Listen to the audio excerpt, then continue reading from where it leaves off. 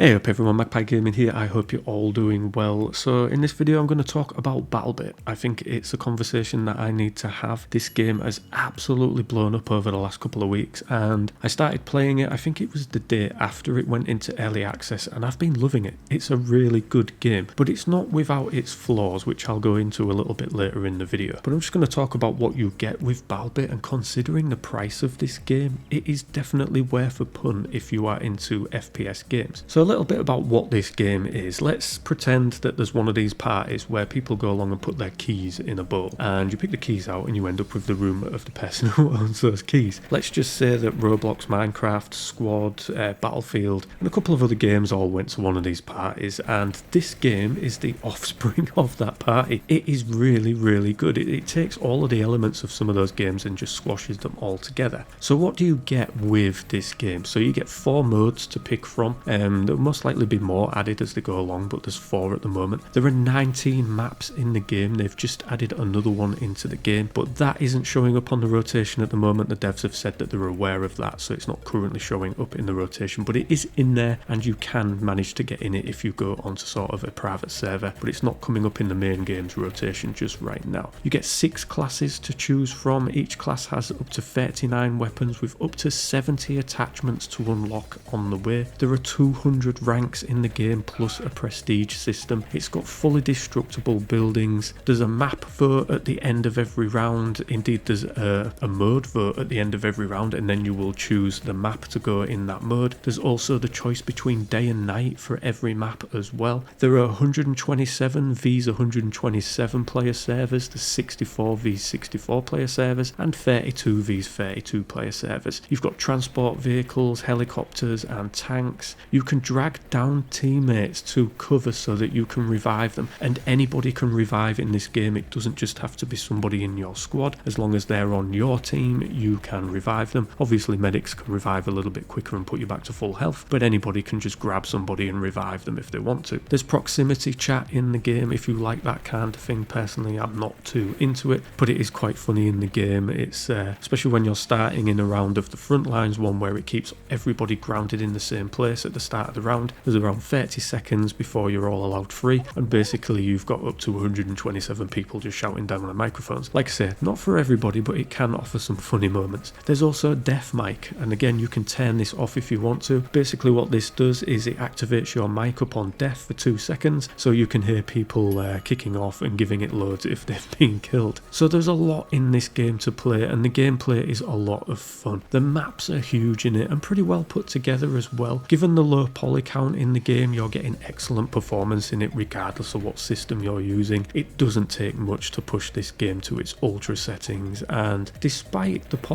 low poly settings, it does actually look like a pretty good game. It's not too bad, and it kind of just works. It comes together really well. Now that's not to say that there aren't some downsides to this game. I've pulled out quite a comprehensive list of things that I personally don't like with the game. Now these are some things that I think personally should be changed with it. These are some things that are most likely just quality of life things that will change as things go forward. Remember, this is just an early access game at the moment, so there will be a lot of changes going forward, and credit to the developers of this game. And this was just 3 people that developed this game. That's all it was. It wasn't a huge team of hundreds of devs like what you get at EA and places like that. It was just 3 people. They put this game together. They've been working on it for a while, and yeah, for 3 people to put a game out like this that works so well, that is so well put together, is amazing, and all credit to those guys. They've really got a gem on their hands here. But there are a few things that I don't like. First of all is when you reload your magazine, it doesn't automatically fill up the magazine. So for instance, if you start with 5 magazines, you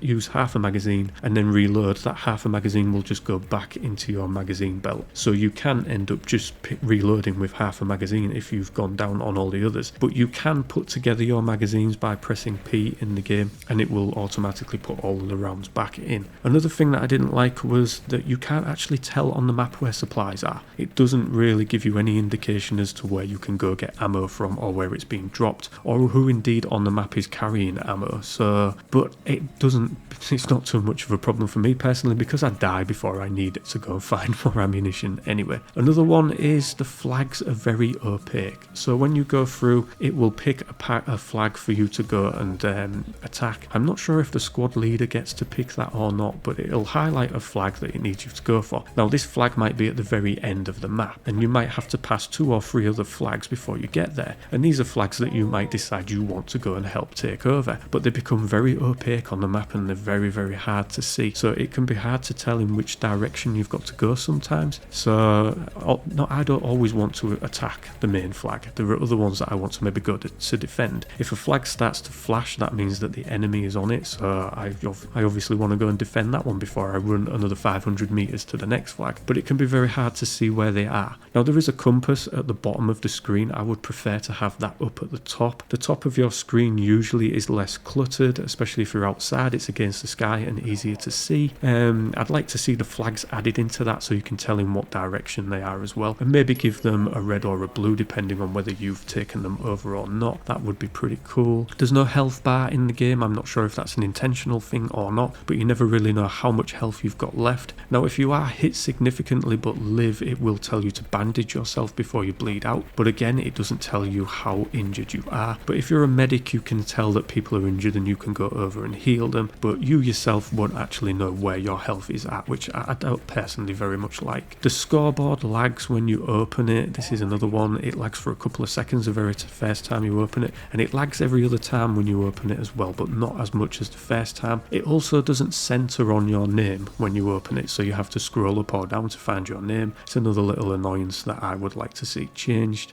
You can't choose your loadout when you're actually in outside of the game. If you go into a game, then you can choose your loadout, choose how your soldier appears, etc. But you can't do that before you go in a game. Like you can a lot of other games, you can sort your loadout before you start. With this one you can't. You've got to join the server and then it will let you choose your loadout. That's another little thing that I don't like. I prefer to do that offline before I then connect into a game. And it can be very, very hard to tell your squad mates against other squad, you know, the enemy squad. So when you get up close, every enemy squad will have a little red badge on their person, which obviously identifies them, but from a distance you can't tell. Everybody just looks the same. Now it does put a little blue triangle above all of your teammates' heads, but with 127 of your teammates on the map and you can see these all over the map, it becomes very confusing into which, you know, where they are. Are they far away? Are they close? So I'd like to see that change so that maybe only teammates within a certain proximity actually show up, and then you would be able to identify enemy soldiers because the screen just wouldn't be cluttered with blue triangles. Many a times I've seen somebody and not shot because they've had blue triangles near them, but that's teammates that are far away and this guy was an enemy and downs me, so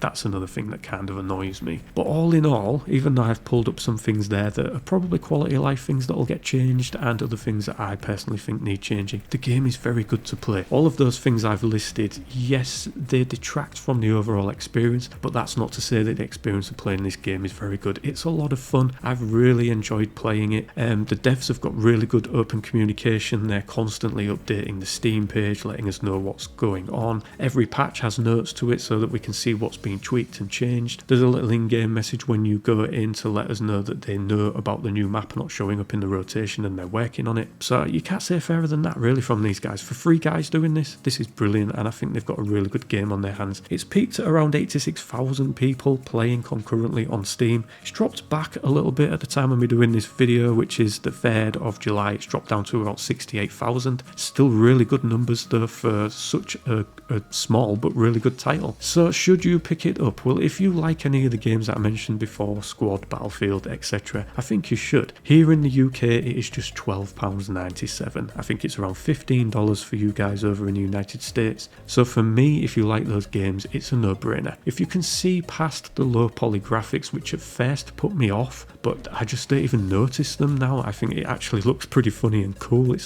sort of like Lego people running around. It's really good. If you can see past that and get around it, it's a really good game, and for the price it's worth a punt. Even if you just play it for an hour and a half and decide to refund it on Steam, at least you've given it a go. Like I say, there's a couple of things that I think need ironing out and changing, but it's just 3 guys that have made this game, so it's going to take them time to get round to sorting some of these things out. But the game itself, what they've put together, is very well put together, and it puts other studios to shame, especially when you think AAA titles don't even launch in this good of a state in this day and age. So yeah, props to the guys that have made this, and good luck on the future with it. I think it'll go places. They can keep updating it, keep tweaking it. I think there's a good future for this game. Let me know in the comment section down below if you've been playing this or you're thinking of picking it up. Does the low poly graphics put you off? Or, you know, just let me know in the comment section down below what you think about this game. And as always, ladies and gentlemen, thank you very much for watching and listening. Don't forget to like, share and subscribe. Stay safe, and I will catch you in the next one. Take care.